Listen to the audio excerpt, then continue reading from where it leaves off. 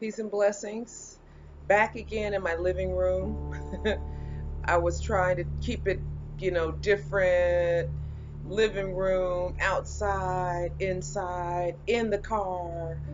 But thanks for coming back. I know you could be doing anything else right now, and you decided to come back, check out what else I had to say. I appreciate you. I appreciate you watching. I won't be long.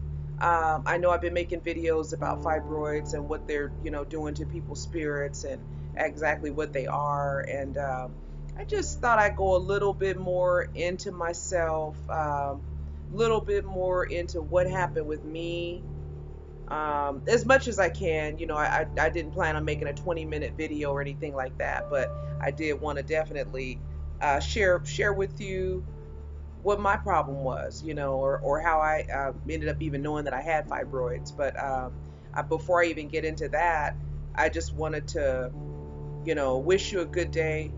I know it's hard having tumors. Just the word tumors is like tumors. As soon as you hear tumors, you think of cancer and bad, and so just hang in there. I know you have a tough time. Having fibroids is a tough time. People have no idea what it's like. That's why I make these videos, because when I was walking around with my stomach that looked like I was, 6 to 9 months pregnant or whatever, 5, 6 months pregnant, I was always chipper. I was always in a good mood. You wouldn't catch me not smiling, and it was real. That's how I am. I'm a good spirited person. But, on the inside, you have this issue, right? You have this thing that's gotten thing or these things, because usually you have multiple tumors. It's usually not just one big giant tumor. It's normally, the mama with the babies inside there, inside the uterus.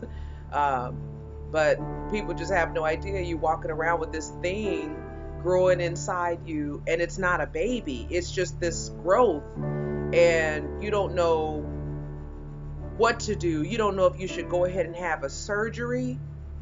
You don't know if you should just let them be. You get diagnosed, you get told that you have them, and I think it's kind of like, time just warps. Next thing you know, it's 5 to 10 years later, and they're enormous. They're huge, and your abdomen is sticking out from your body like this walking display, and you don't know how you got there. When it was about 1998. I was at home, I think I had just woken up. It's been a long time, but I think I had just woken up, and I had a pain in my bottom, my lower right abdomen, lower right pelvis. And it was kind of a nagging pain. It was kind of, I hadn't experienced it before, so I didn't know really what was going on. So I thought I would, I called my brother, called my twin and his wife at the time, had them come pick me up. They took me to a local hospital up the street. And when I got there, the doctors told me they wanted to keep me for observation overnight. So the next morning, that's when they told me that I had fibroids. And when you first get told you have fibroids, I don't know about you, but when I first got told I had fibroids, I kind of just, I don't know, just kind of, not that it went in one ear and out the other. It didn't phase me really either way, one way or another, because I hadn't had them before. I didn't know anything about them. I didn't have any reason to look them up or study them or anything. So I really didn't know what to expect. So when I got my diagnosis, thank you. I was on my way, business as usual, just eating, doing the things that I always did. I didn't know much about them. After a while, I started noticing things, changes, like, clothes being a little bit tighter, midsection, my waistbands were tighter, start noticing that my waist was a little bigger than normal, put on a little bit of weight, the easy little stuff that you still really don't pay much attention to. Over time, it's like I was saying earlier, it's like just time gets away from you. Next thing you know, it's a year later, 2 years later, you get wrapped up in school, you get wrapped up in life, and you just kind of forget about, hey, you got told you have tumors. Um, my weapon of choice, milk chocolate. That's all I ever ate. I remember finally starting to pay attention to tumors when they got, to the size where I could notice them more. So then I started looking online at, what the causes were, what the symptoms were, how do you get them, what makes them grow, all that kind of stuff. And I knew I would read different articles about chocolate, especially milk chocolate.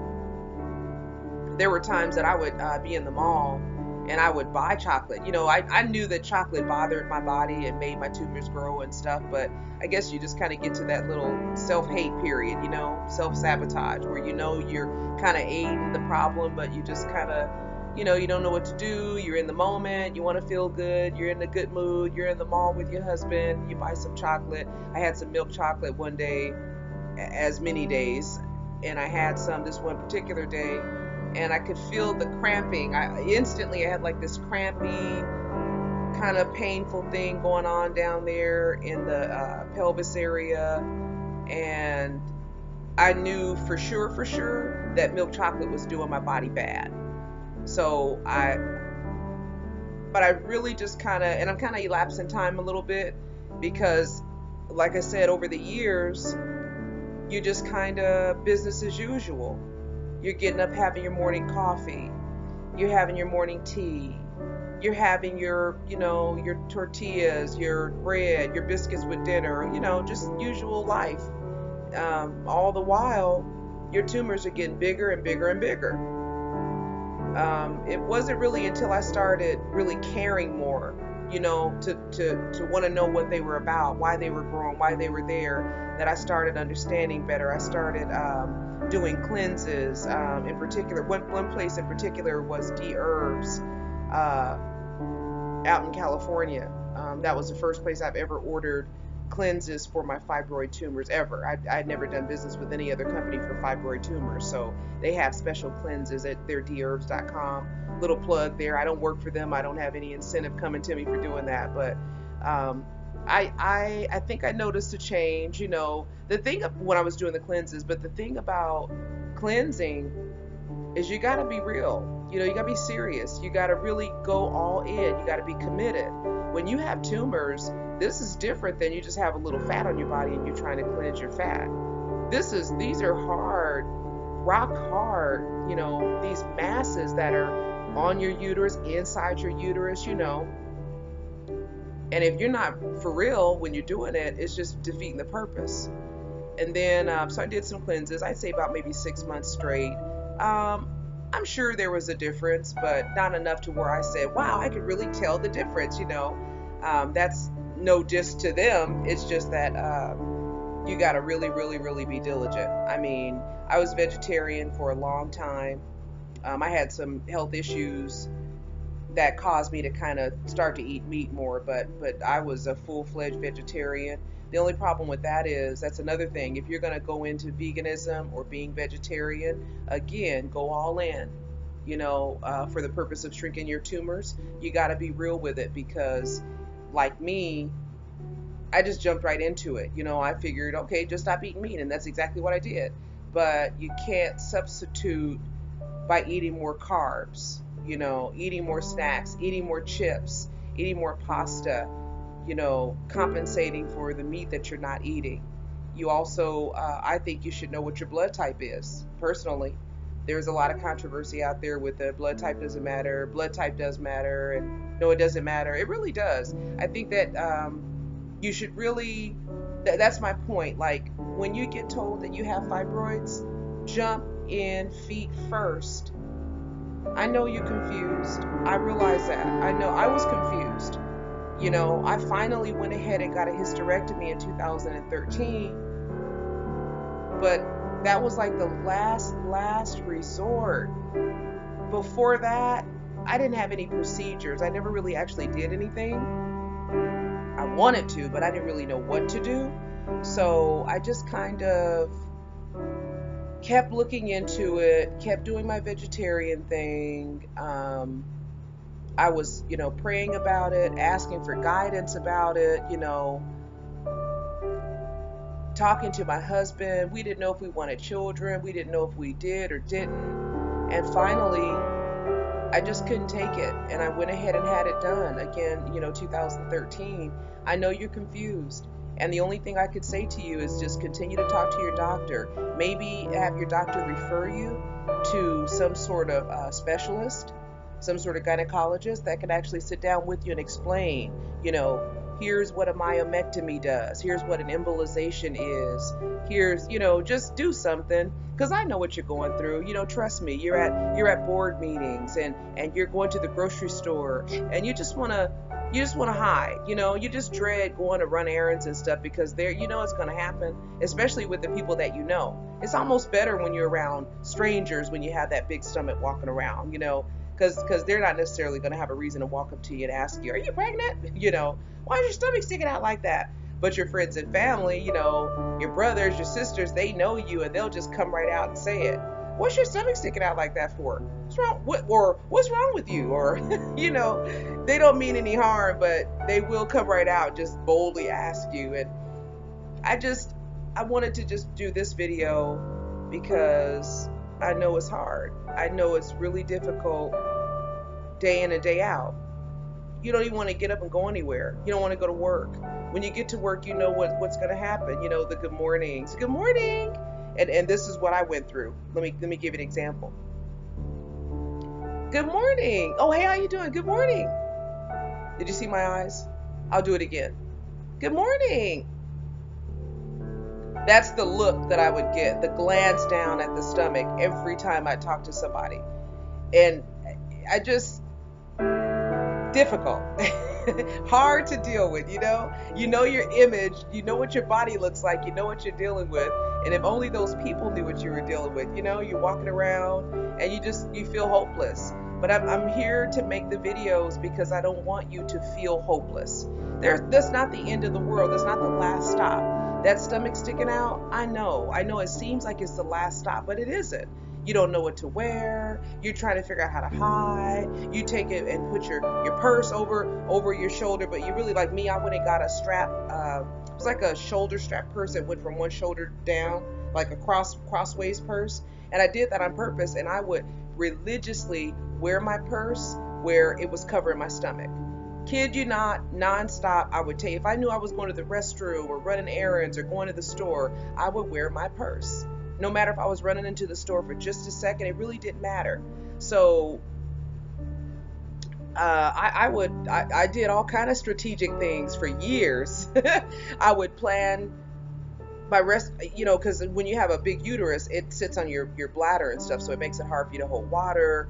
You have to get a special doctor's note for your job because you have to pee every if you drink water, which you should, to get the toxins out, you're gonna have to use the bathroom like every 15 to 20 minutes, every 30 minutes tops, so you really gotta, really honestly, you have no idea. Well, you do have an idea because you're going through it too, because you're watching this video. But my goodness, when you get to a point where your stomach is just, you could see it from just looking down, that's some serious stuff, And just before you have any other health issues that arise from it, definitely just, if you're going to go into being vegetarian because you want to shrink it, good for you. I would say get a little guidance, look into it as much as you can, check your blood type, see what kind of foods are good for you, that type of thing. That way you can feel your best. You don't want to deplete your body of stuff you need, because it's almost like those tumors like suck stuff out of you. It's like this bag sitting in there, this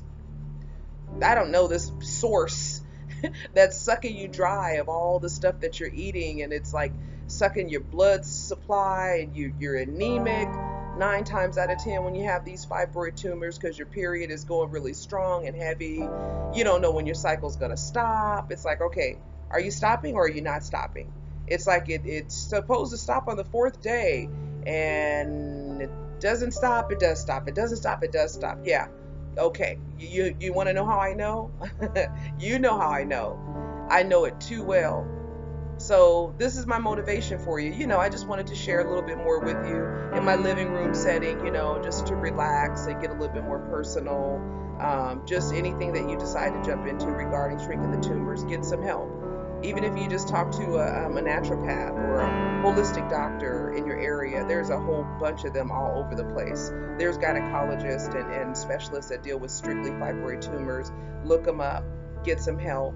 I wasn't diligent. I think my spirit was so dead sometimes that I just didn't do anything. If it wasn't broke, I didn't fix it. If I didn't feel any horrible symptoms, which sometimes you really won't with fibroids, you really won't do much about it. So just keep your head up, you know. All I can think to tell you is keep your spirit high.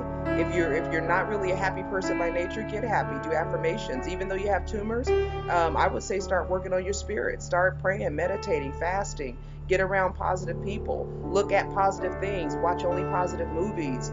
Read the Bible.